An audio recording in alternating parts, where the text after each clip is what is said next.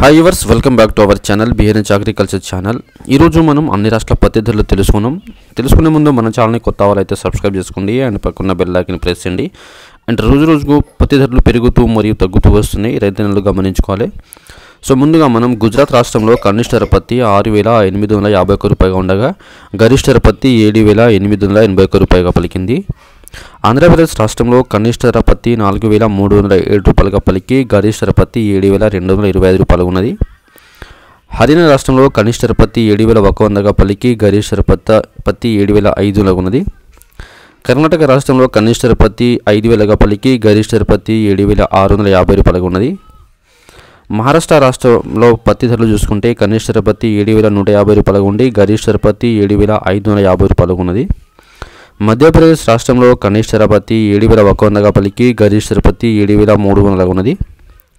పంజాబ్ రాష్ట్రంలో కనిష్ట ధర పత్తి 7,000గా పలికి గరిష్ట ధర పత్తి 7,100 ఉన్నది.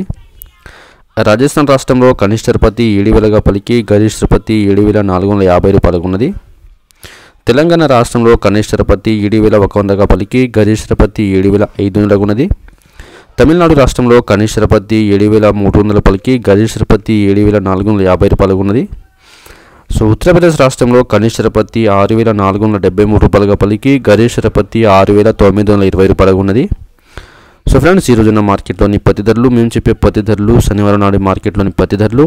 వీడియో నచ్చితే లైక్ చేయాలి, షేర్ చేయాలి, కామెంట్ చేయాలి అండ్ ఛానల్ సబ్స్క్రైబ్ చేసుకోండి. Thank you.